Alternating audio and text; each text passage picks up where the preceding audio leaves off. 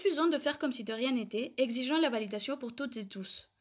La pandémie mondiale fait déjà plus de 150 000 morts dans le monde et pas moins de 18 000 en France, une situation inédite et loin d'être renfermée. Macron annonce le déconfinement pour le 11 mai avec la réouverture des écoles en nom de la lutte contre les inégalités. Les facultés, elles, vont rester fermées jusqu'en septembre. Mais le gouvernement, main dans la main avec les présidents d'universités, entend nous imposer des partiels. Depuis que les écoles et les universités sont fermées, le mot d'ordre est celui de la continuité pédagogique. La politique du gouvernement est de poursuivre l'enseignement comme si de rien n'était, en utilisant des plateformes en ligne. Les élèves sont notés, mis en concurrence et pressés par la perspective des partiels en fin d'année. Suivre un cours avec un téléphone portable ou bien avec une connexion Wi-Fi défaillante, sans bibliothèque personnelle, est la réalité de beaucoup d'étudiants. Quand disposer d'un ordinateur à soi, d'une imprimante ou même d'une chambre individuelle sont des biens qui, on le sait très bien, sont très inégalement partagés. Les ENT fonctionnent mal, les situations particulières des familles restent inconnues et des familles, on le sait, n'ont pas un accès suffisant au numérique. Cela montre bien que dans ce contexte de crise, même si elle est sanitaire, ce sont bien évidemment des inégalités sociales qui se trouvent amplifiées. Nous ne sommes pas sans savoir que les violences dans les foyers vont crescendo, avec une augmentation de 32%.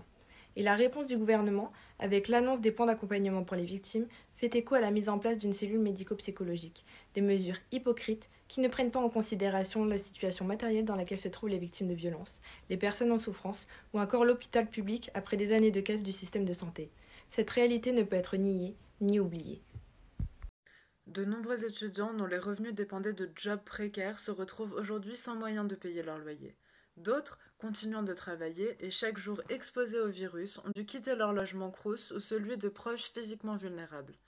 La santé mentale est également dégradée en cette période particulièrement anxiogène et les symptômes sont en recrudescence face au confinement.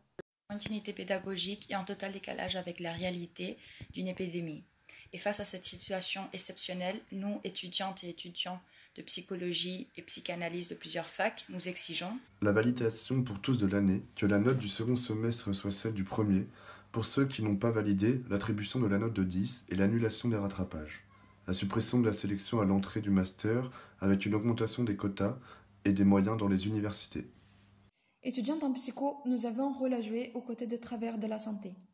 Depuis plusieurs années, le gouvernement successif ont privé les hôpitaux des moyens, ont supprimé des lits, des services et des personnels. Et entre 2013 et 2016, ils ont supprimé 64 000 lits.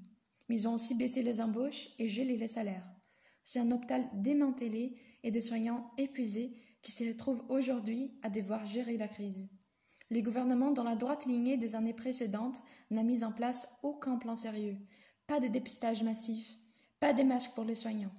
Nous, étudiantes en psycho et futures travailleuses de la santé, nous refusons la passivité à laquelle veut nous réduire le gouvernement.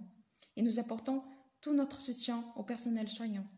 Nous exigeons dans ce sens l'embauche massive des personnels hospitaliers avec la revalorisation de leur salaire, ainsi qu'un plan d'enrichissement massif dans notre système de santé qui soit financé par la réintroduction d'un impôt sur les grandes fortunes.